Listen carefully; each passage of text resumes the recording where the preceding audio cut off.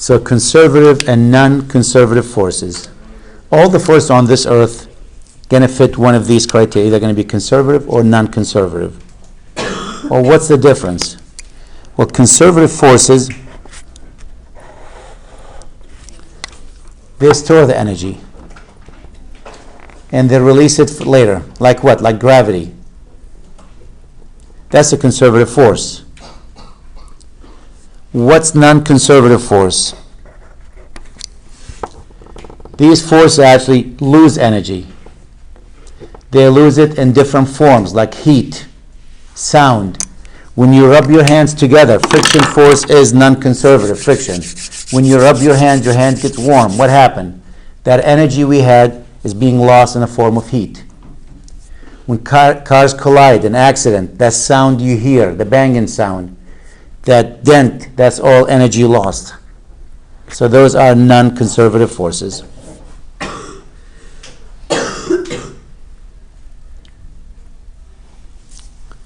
As we said, if the force is conservative, the energy is now lost. It just went from one form to another. So when you take a box and you lift it up, when you move a box, let's say this box is 5 kilograms,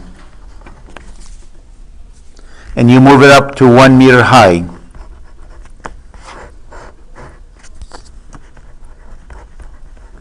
that box now has potential energy in it equals mass times gravity times height.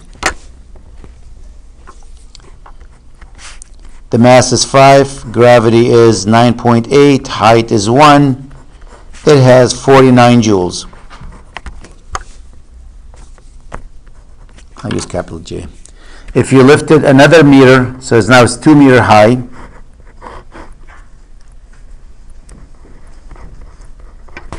the potential energy is mass times gravity times height. It's 5, 9.8 times 2, and now it has 98 joules.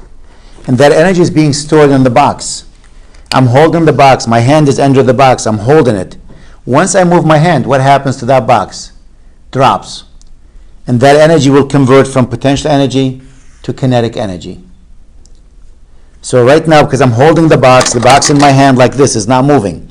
The kinetic energy is 0. As I let go, that kinetic energy will start to increase and the potential energy decrease, but we do not lose any energy. Why? Because gravity is pulling down on them.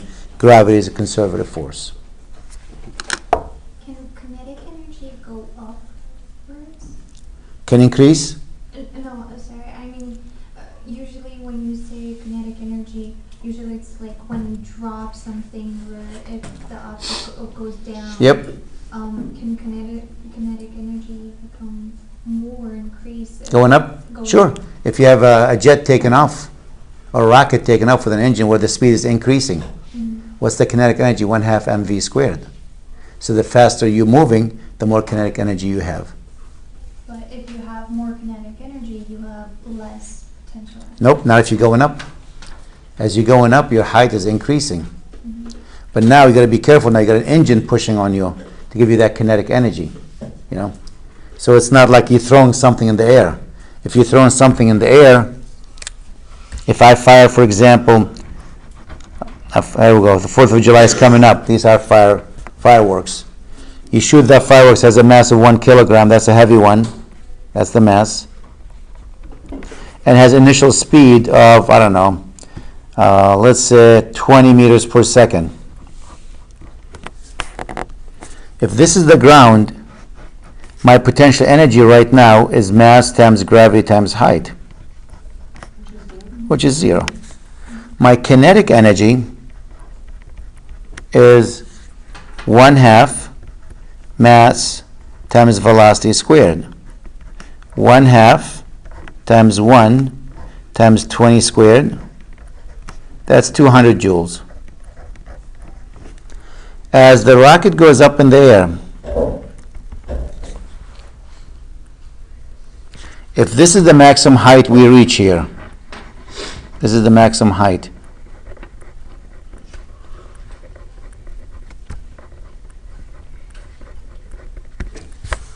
What is my potential energy equal to? Mass times gravity times the height. The mass is 1, gravity is 9.8, the height is unknown. So that's equal to what? 9.8 h. What's my kinetic energy? 0. At the maximum height, SU velocity is 0. So 1/2 mv squared. And that'll be a 0. So now, as you go up there, that potential energy is increasing. When you're 1 meter high, for example, at 1 meter here, the rocket's still going up. At 1 meter, you have a kinetic energy, and you also have a potential energy. You got both of them, because you're moving up. At 2 meters here, you got more potential because the height is more, but the kinetic is less. When you get to the maximum height, you only have all potential. As you're going up there, your potential, if there's no engine on, just you fire it up in the air and that's it. Let gravity pull on you. So at one point they're going to be equal? Well, The kinetic energy and potential energy? yep, like in this case, since there is no potential, there's kinetic here. There is along the path? Yeah, it will be, sure. Sure. For example, take this one.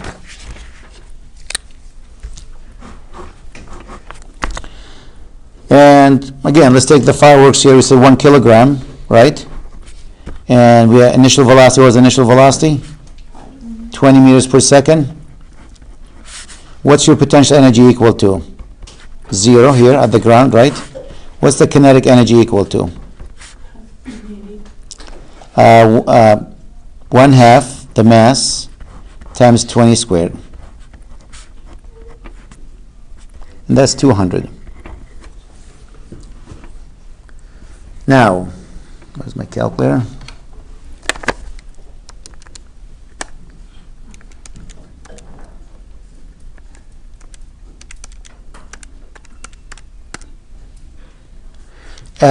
If the height is 10.2 meters,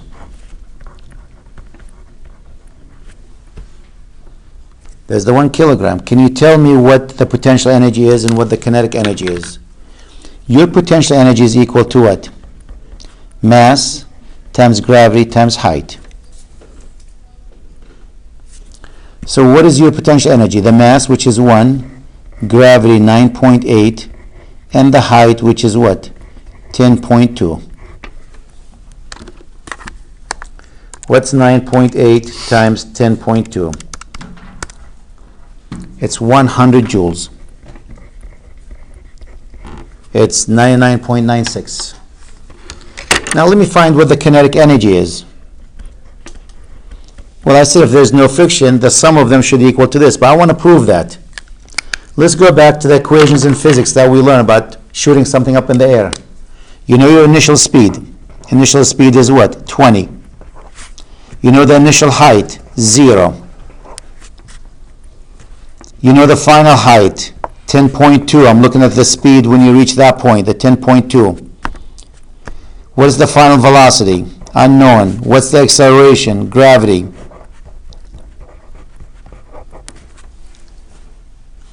Is there an equation from those 4 equations we looked at before? Is there an equation that will give us what the kinetic energy is? I mean, what the velocity is? Which is what? V final squared equals V initial squared plus 2g y minus y sub 0.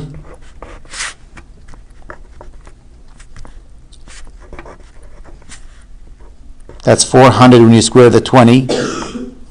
This is negative 2 times 9.8, that's 19.6. Y, which is 10.2 minus 0.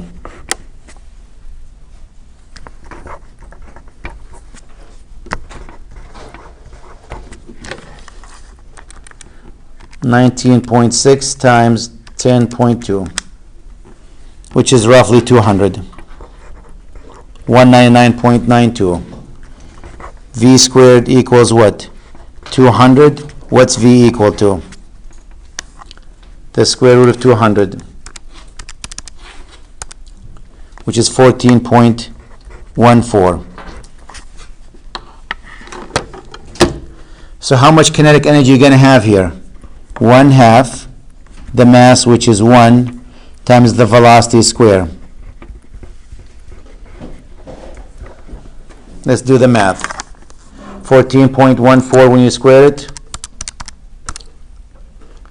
times 1 divided by 2, and what do you know? It is 100 joules. So at 10.2 meters, the potential energy is equal to 100, and the kinetic energy is equal to 100. If I go, for example, 15 meters, let's make sure here.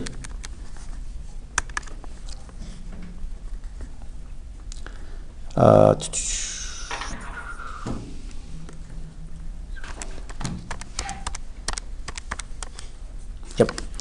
If we go to 15 meters instead of 10.2, up 15 meters. By the way, what's the sum here? What do you notice the sum is? When you add them, what's the total? 200. What was the total on the bottom here? Same number.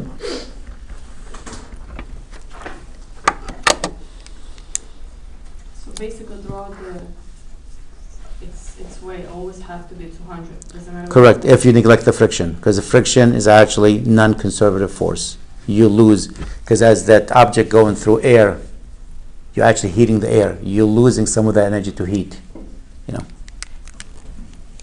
But I want to prove to you if there's no friction, because only gravity is conservative force, the sum will be 200 at any given time. And that actually will take us to the next section soon. So now let's look at this. 15, 1 kilogram. What's the potential energy here? It's mass times gravity times height. The mass is what? 1, gravity 9.8, the height is 15. And I think that's 147. Where's my calculator?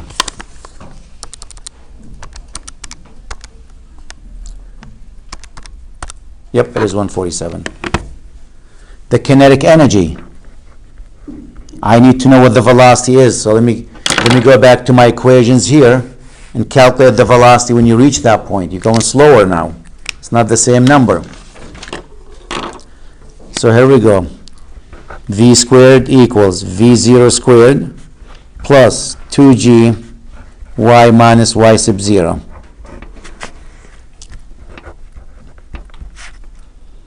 20 squared minus 19.6 times 15 minus 0.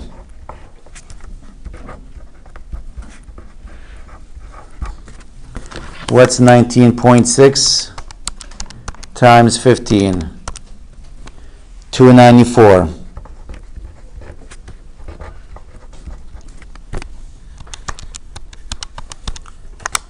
It's 106, which means V equals what? Square root of 106?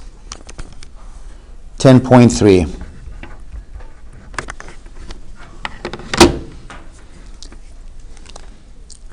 What is my kinetic energy then? It's 1/2 mass times velocity squared. It's 1/2, the mass is 1, and the velocity on the top is what? 10.3. That's 106 when you square it. V squared is 106. 106 divided by 2, what are you going to have? 53? And when you add them, what's the sum? 200 joules. The sum at any given time is going to be the same. Why? Because gravity is non-conservative force.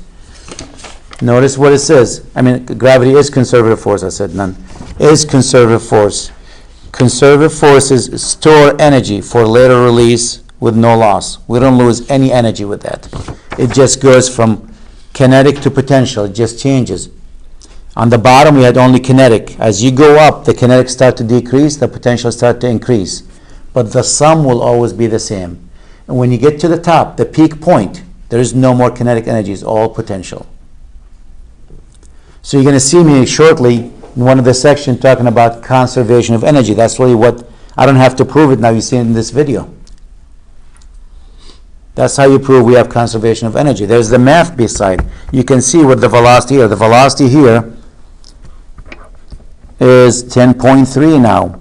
The velocity here from the math is 14.14. You can see that velocity is shrinking. The velocity here was 20. As you go up, your velocity starts to decrease. That means your kinetic energy will decrease, and your potential energy will start to increase because you are higher.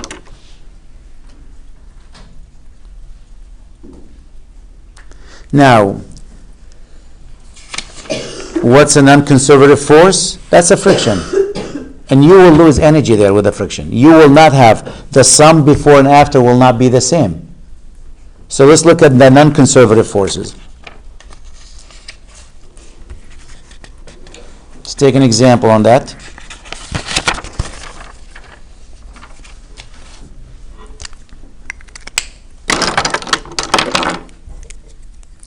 Let's say you have a box on the floor, and we're going to push the box with constant speed. Push with constant speed.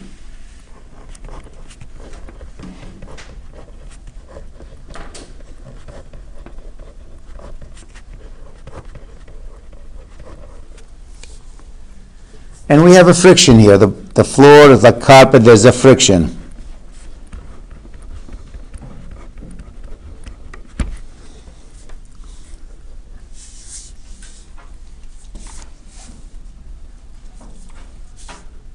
And you move that box d distance on the floor. You try to clean the carpet, you push this table, the box, whatever, you move it d distance.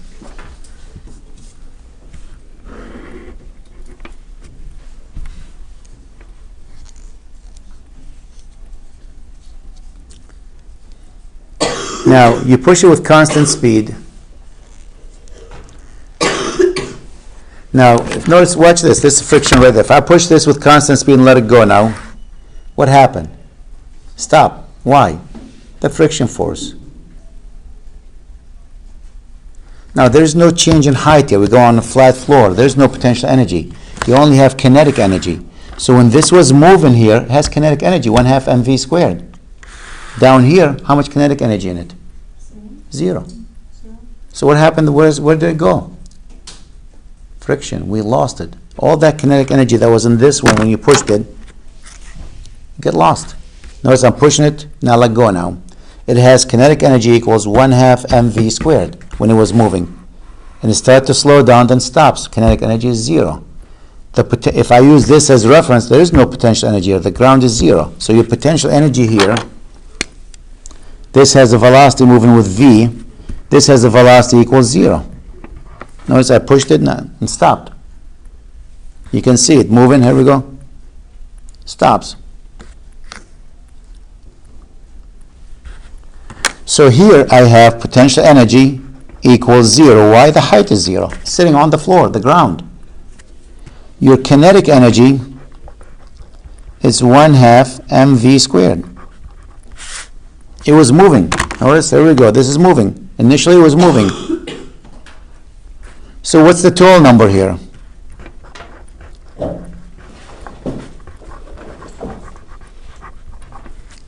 That's what the total value there.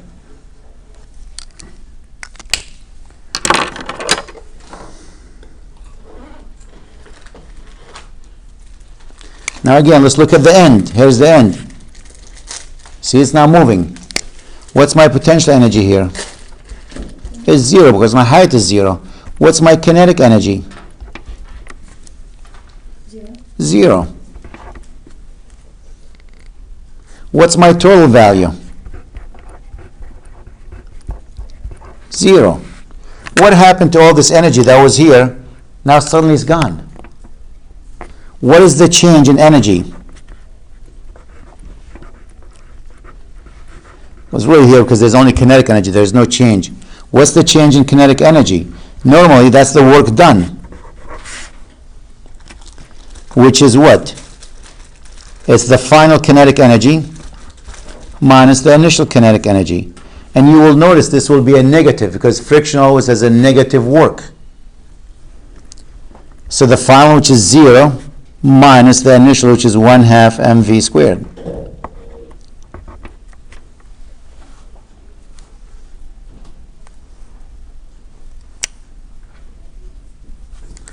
So the change is negative 1/2 mv squared.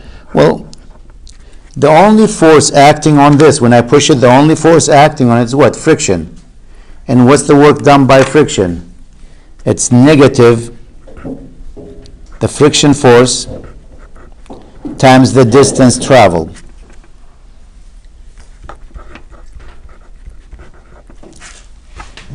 So we lost that much energy. That's what we lost. Initially we have this much energy, now it's 0. We lost all that energy. It went to friction. That's why friction is a non-conservative force. We lose energy when you have friction. Actually, if you want, we can find, if I give you some numbers, we can find what the coefficient of friction, we can find how far it goes and everything, because there's only one equation. You know. Usually we know the initial velocity, we know the mass of the box, we know we can measure how far it traveled, we can tell you what the coefficient of friction. Yes? So gravity is conservative and friction is not. Correct. Gravity is a conservative force, friction is not a conservative force. Now let's think about gravity here. Since you mentioned that, let's see how much work is done by gravity.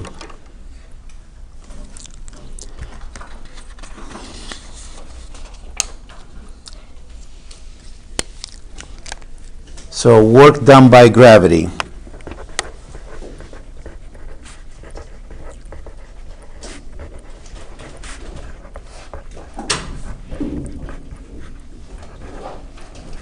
Let's say I take a box, I don't know, I start on the 3rd floor. We are what, on the 4th floor now?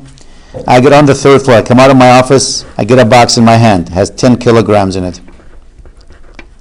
And I walk all the way on the 3rd floor to the stairs.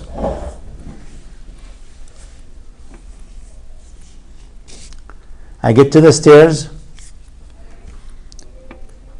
I walk up the stairs with the box. What do you think the height from the 3rd floor to the 4th floor here? How high? How many meters? Maybe 3 meters, let's say 3 meters. So I came out of my office, I walked 30 meters to the right to get to the stairs. I'm carrying the box in my hand.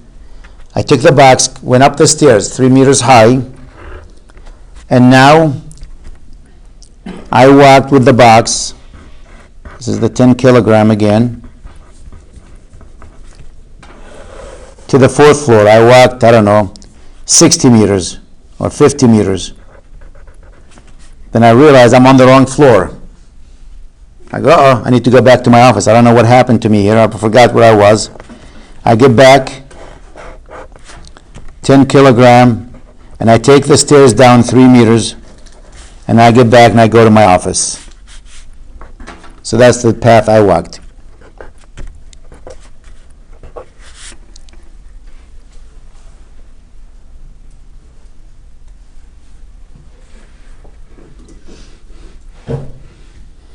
How much work is done by gravity? Let's talk about this piece here. To walk from here to there, or even from this end to that end, how much work is done by gravity?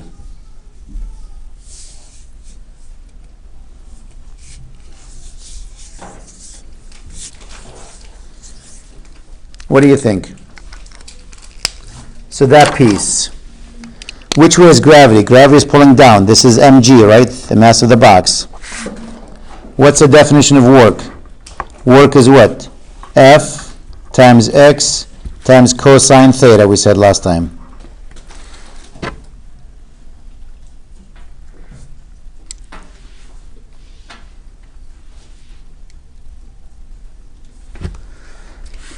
So as you walk the entire floor here, because you walk this piece and you walk that piece, that's what, if that's 50 meters, you walk 50 meters. Because you walked initially this far. When you came around, you walked that far. So you really carried the box for 50 meters on this floor. So what's the force? Is mass times gravity. What's the distance? 50. And what's the angle between this and that? 90. What's cosine of 90? That's 0.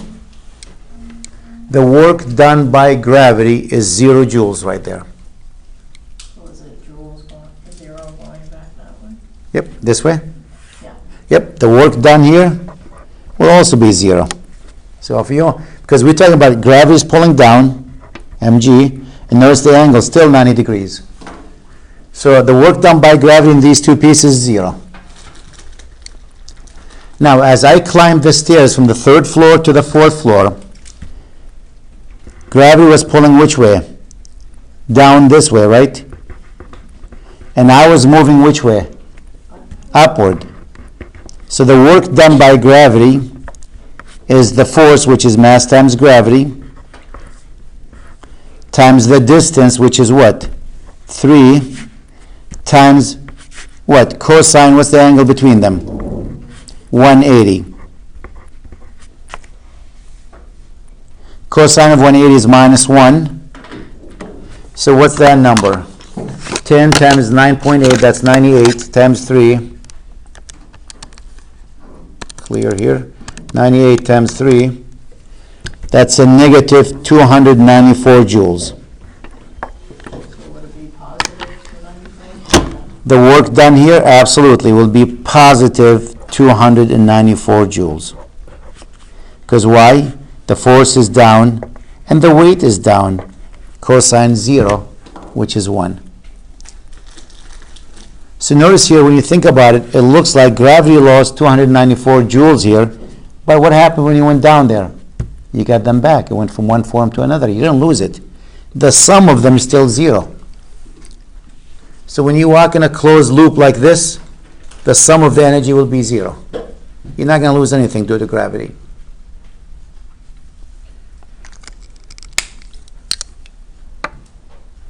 So if you want to make an equation out of this, you go work here equals mg times h. Work here is going to be negative mg times h. Why negative? Because of cosine of 180 degrees.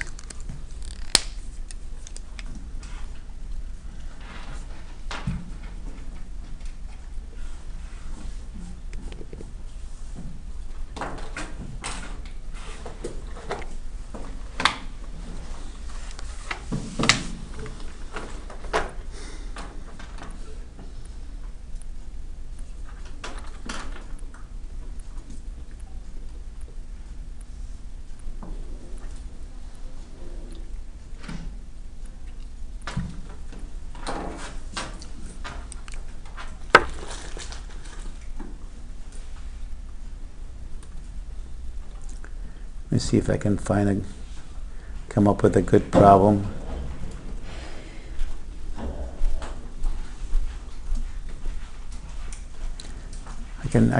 Roller coaster will be another example actually to look at this. If you're in a roller coaster there, assume it's frictionless. And if I pick a horizontal line like this, if I said to you the velocity here is 50 meters per second. The way I do this roller coaster, we got a problem. Why? Unless I push it,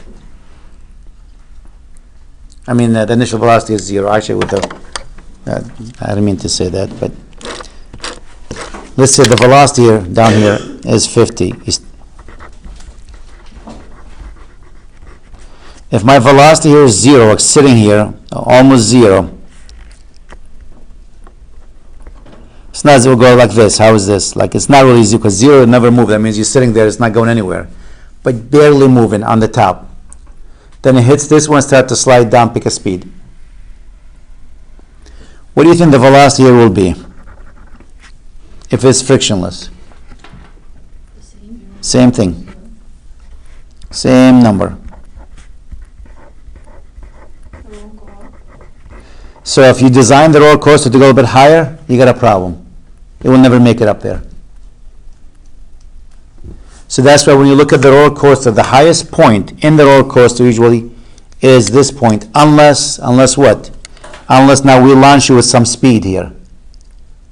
It's not just like in a fall by itself. Sound like in Disney they had a ride, I forgot which ride. When you get to the top, they fire you up. It's not like you start with zero velocity. You start with like 10 or 20 meters per second, because there's that little, I forgot which ride is that. They push you out, then you can go higher than what you started with. But if they don't push you, if you just go tick, tick, tick, tick, you get to the top, and now you're barely moving, and you're just going to let gravity take its course, the velocity at this point will be the same as that point. The velocity at this point will be the same as that point. How does the roller coaster work? Now we're going to be looking at that, actually. We're going to be looking at that shortly with numbers in.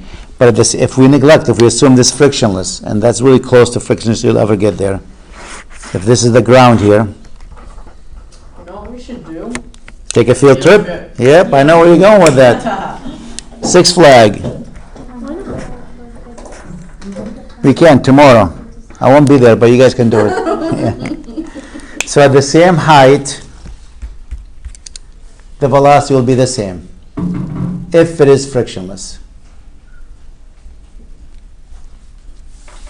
We are going to be doing conservation of energy. So you'll see how the roller coaster actually works in about 10 minutes in the next video or the one after it.